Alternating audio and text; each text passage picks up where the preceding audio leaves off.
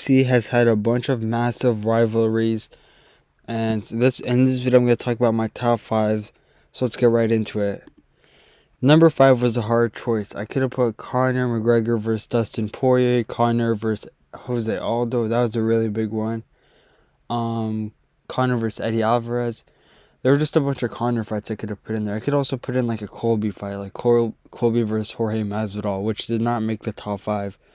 But instead I put Conor versus Nate Diaz for a bunch of reasons. First of all, their press conferences were so funny. Like, they had just a bunch of good moments. Like when Conor was like, oh, Nate can only count to 5. Or when they were like throwing stuff at each other. Or when Conor was like, Nate smokes a blunt with one hand and makes balloon animals with the other. It's just like a bunch of funny lines. But other than like their press conferences and like their beef, their fights were really good. The first fight had a massive upset when like a journeyman, Nate Diaz, beat Conor McGregor, who was like one of the best fighters at that time, like a prime Conor, which was really surprising. So that was one of the biggest upsets in the UFC.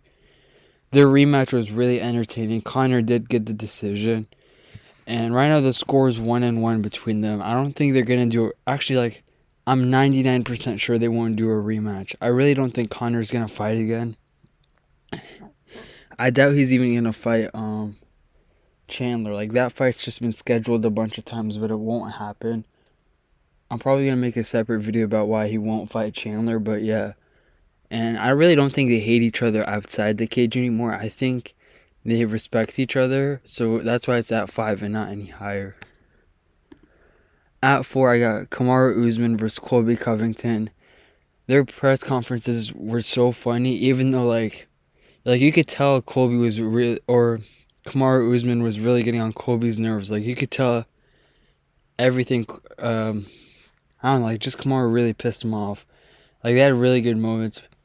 Like, Colby, I don't know, he was not authentic at all in that press conference, but like, he was getting really mad the whole time. They had really entertaining fights. This is like, I miss when Usman was a champion, because Leon barely fought with him at all. That fight was just so boring. When Kamaru Usman went out there, he dropped him a bunch of times. It was super entertaining between them. And Kamaru Usman won both fights. The first one was by a TKO in the 5th. And then the second one was by decision. Colby still seems mad about that loss. Every press conference or every video I see about him is like, oh, I won both fights, even though one of them was a stoppage. And the other one he lost. He's like, oh, I won both fights. Everyone told me I won both fights. He did not win any of those fights. But I feel like that fight definitely started Colby's downfall, because now, since that fight, he only fought Jorge Masvidal and Leon, and he lost to Leon and like won a decision against Jorge Masvidal, which it's not that impressive. Jorge Masvidal is a journeyman. So let's go on to number 3. At 3, I have Adesanya versus Pereira. Now, this fight, there weren't really like any press conference moments. It was just like their hatred for each other, which I don't think they really hate each other. It's just they have a really, really good rivalry. So it all started in kickboxing when Pereira, he beat Izzy in a decision, which was like a really close decision. And then the second fight in their kickboxing rematch, Pereira knocked him out. And then in their third fight, Pereira chased him down to the UFC. He chased him down to the UFC after Izzy was already a champion and everything. Izzy dominated him that fight. And then in the 5th round, Pereira got the comeback TKO. So, and then after all that, they had a rematch again, because Izzy was a really good champion. So they had a rematch. And yeah, Izzy knocked him out in the 2nd round. It was one of the best knockouts I've seen. One of the best moments. I was so excited for that knockout. It was so clean. And he put Pereira to sleep. He's only guy to knock Pereira out ever in the UFC or just in MMA. So yeah, that fight was super good. Like, this whole time, like, I would really, really like to see a third MMA fight between them. That should have been the UFC 300 headliner, but they're probably not gonna fight again.